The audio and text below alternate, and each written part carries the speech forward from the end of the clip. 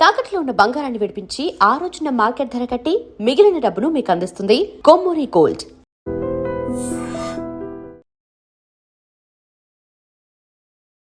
నమస్తే, welcome to iDream. ఈ రోజు మనతో పాటు ప్రముఖ ఆధ్యాత్మికవేత్త మాడుగుల శివప్రసాద్ గారు ఉన్నారు. మాట్లాడదాం. నమస్తే గురుగారు.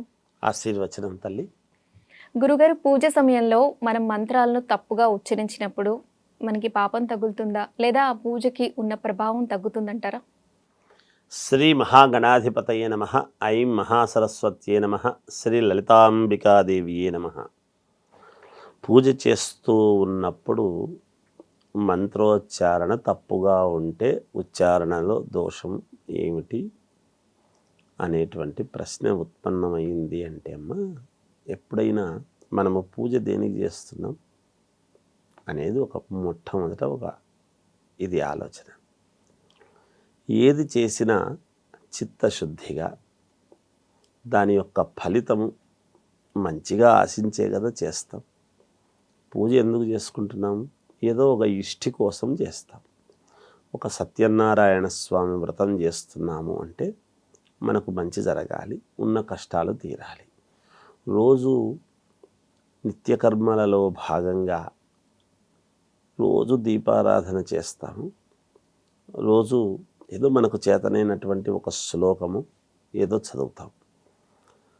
ఆ నిత్యకర్మలు అనేటువంటివి నిత్యకర్మలలో భాగంగా ఈ వీటిల్లో కూడా తప్పులు ఉంటే ఎలా? తప్పు ఉండొద్దు కదా. ఉచ్చారణ దోషంలో చాలా తప్పు వస్తుంది కదా. అందువలన ఖచ్చితముగా మంత్రోచ్చారణ అనేటువంటిది మనం చేసుకుంటూ ఉన్నప్పుడు ఉచ్చారణలో దోషం ఉంటే ఏమవుతుంది అంటే మనము చేసింది మంచి జరగకపోగా ఇబ్బందులు కలిగే పరిస్థితులు ఉత్పన్నమవుతాయి. అది తెలుసుకోవాలి. అందుకనే శాస్త్రంలో ఏం చెప్పాడు? దైవం మంత్రాధీనం తన్మంత్రం బ్రాహ్మణాధీనం బ్రాహ్మణో మమ దేవత.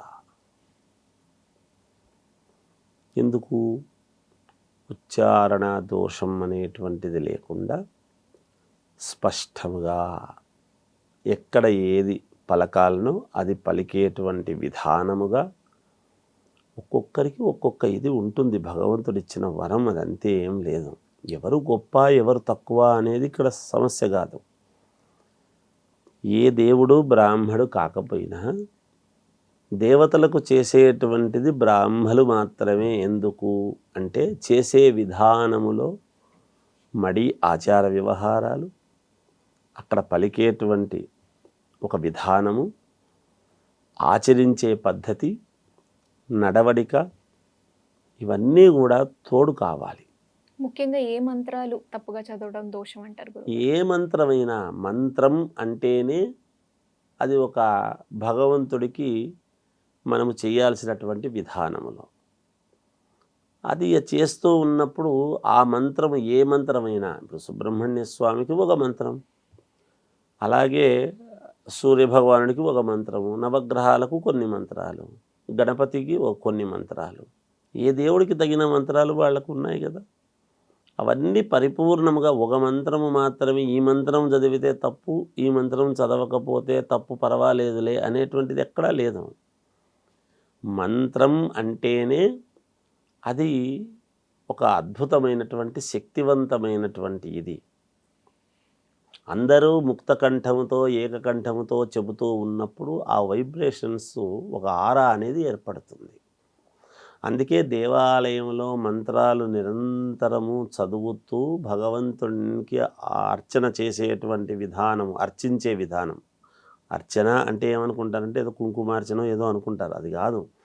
భగవంతుణ్ణి అర్చించేటువంటి విధానం, షోడశోపచార పూజలతో భగవంతుణ్ణి నిరంతరము మంత్రోచ్చారణతో అక్కడ అర్చక స్వాములు చేస్తూ ఉంటారు. కాబట్టి ఆ విగ్రహానికి ఒక పవర్ మంత్రము ద్వారా ఏర్పడటము, గర్భగుడిలో ఆ ఇది రావటము, తద్వారా దేవాలయ ప్రాంగణము అంతా కూడా ఆ ఆరా అనేటువంటిది ఒకటి పనిచేస్తూ ఉంటుంది. దేవాలయ ప్రాంగణం అనేటువంటిది ఏమిటి? ఒక ఊరిలో ఉంటే పలానా ఊరిలో దేవాలయం ఉంది, ఆ దేవాలయం వలన మాకు మేలు జరుగుతుంది, పలానా క్షేత్రం అయిందయా, వెళ్ళి ఒకసారి వస్తే మంచిది అని దేశ విదేశాల్లో కూడా చెప్పుకునే పరిస్థితికి వస్తుంది. ఇది దేనివల్ల? నిరంతరము అక్కడ చెప్పేటువంటి వేద పారాయణము, మరి మంత్రోచ్చారణ, ఈ ఉచ్చారణ దానివల్లనే జరుగుతుంది. అది లేదు అనుకోండి, ఎవరైనా సరే విగ్రహాలు తయారు చేసేటువంటి స్థపతి ఉంటాడు, అక్కడికి పోయి ఎవరన్నా అభిషేకాలు చేస్తారా? అగరబత్తీలు తిప్పుతారా? టెంకాయలు కొడతారా? లేదు కదా. అదే విగ్రహాన్ని తెచ్చి గర్భగుడిలో పెట్టి ప్రాణప్రతిష్ఠ జీవకళాన్యాసములు అనేటువంటిది ఒక విధానముతో మంత్రోచ్చారణ వేదమంత్రాలతో ఎప్పుడైతే ప్రతిష్ఠ అని చేస్తామో అక్కడి నుంచి దైవము అనేటువంటిది వస్తున్నది. అది ఎన్ని ఎకరాలలో కట్టినా, 1/2 ఎకరా కావచ్చు, 100 ఎకరాలు కావచ్చు, 1000 ఎకరాలు కావచ్చు. ఇవాళ తిరుమల తిరుపతి దేవస్థానము ఎక్కడో కొండ మీద భగవంతుడు ఉన్నాడు అంటే కింద తిరుపతి నుంచి భక్తి భావన పెళ్ళుబుకుతూ ఉన్నది. మనము హైదరాబాదులో ఉన్న తిరుపతి, ఒక యాదగిరిగుట్ట, ఒక ధర్మపురి లక్ష్మీ నరసింహస్వామి, ఒక విశాఖపట్నం నరసింహస్వామి, పానకాల లక్ష్మీ నరసింహస్వామి, లేదా కదిరి లక్ష్మీ నరసింహస్వామి, ఇలా కాశీ, ఇలా కొన్ని మనం ఎందుకు చెప్పుకుంటున్నామమ్మా? ఎక్కడో ఉండి కూడా దాని యొక్క గొప్పతనము మంత్రోచ్చారణ వల్లనే ఉంటుంది. అటువంటి మంత్రాలలో తప్పు జరిగితే మరి తప్పు కదా, చదవకూడదు.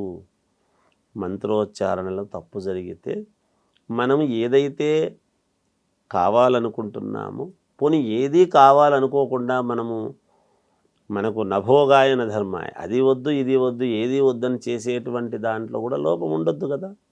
నిజంగా అమాయకత్వముతో పలకలేక ఏదో తెలియనివాడు పలుకుతూ ఉన్నాడు, చేస్తున్నాడు అంటే భగవంతుడు కూడా వాడు ఏదోలే తెలియక చెప్తున్నాడు, నన్ను ఎలా పిలిస్తే ఏముంది, స్వామి అంటే ఏమి, స్వామి అంటే ఏమి, ఆ పలికే యాసలో ఉంటుంది చూడమ్మా, లోపల భావాన్ని చూస్తాడు. అప్పుడు పలికే విధానం కాదు, వాడు ఏ భావనతో నాకు చేస్తున్నాడు అనేటువంటిది భగవంతుడు కూడా చూస్తాడు. సర్వాంతర్యామి, ఆయనకు తెలియనిది ఏముంటుంది తల్లి.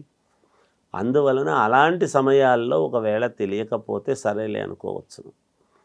అంటే మనము తెలుసుకోకుండా మనము కావాలని పదే పదే తెలియనితనంతో మనము ఎలా పడితే అలా మంత్రాలు మాకే వస్తాయి కదా, ఏముందిలే, బ్రాహ్మలే ఎందుకు చదవాలి, మేమెందుకు చేయకూడదు, వాళ్ళదే ఏమి గొప్ప, నేను ఖచ్చితంగా బాగా పలుకుతాను, చేస్తాను, చెందుతాను అని కూడా అనుకోవచ్చును గాక.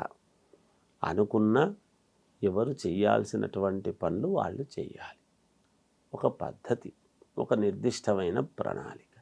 అలాగే గురుగారు, లలిత కూడా రహస్య సహస్రనామాలు అంటారు కదా, మరి అందరూ పారాయణ చేయకూడదు అంటుంటారు, ఇది ఎంతవరకు నిజం? అలా ఏమీ లేదమ్మా. అందరూ పారాయణము, లలితా సహస్రనామ పారాయణము అందరూ చెయ్యకూడదు అనేది అయితే ఎక్కడా లేదు. చేయవచ్చు. ఎవరు చెప్పారు ఎవరు చేయకూడదని? చేసేటువంటి దాంట్లో చిత్తశుద్ధి, నిష్ఠ, ఎలా చెయ్యాలి అనేది ఉంటుంది. పారాయణం చేస్తున్నప్పుడు పాటించాల్సినటువంటి నియమాలు ఏమిటి అనేటువంటివి ఉంటాయి. ఆ నియమ నిబద్ధతతో ఎప్పుడైతే చేస్తారో తప్పకుండా ఎవరైనా చేసుకోవచ్చు తల్లి.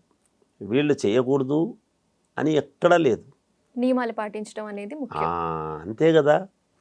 దాన్ని చేసేటువంటి విధానము, నియమము అవి పాటించి చేసుకుంటున్నారు పారాయణము అంటే. చదువు వస్తే ప్రతివాడు చదవగలడు, ప్రతివాడు పారాయణము చేసుకోవచ్చు. నెమ్మదిగా ఒక్కొక్క అక్షరము చాలా జాగ్రత్తగా చదువుతూ తప్పులు లేకుండా చేసుకుంటే ఎవరైనా చేసుకోవచ్చు. ఎవరు చెప్పారు వీళ్ళే చేయాలి వాళ్ళు చేయకూడదని? లేదు, చేసుకోవచ్చు. పారాయణము అనేటువంటి పదం వేరు, మంత్రము పలికేటువంటి విధానము వేరు. చక్కగా వివరించారు. ధన్యవాదాలు గురుగారు. జయోస్తు.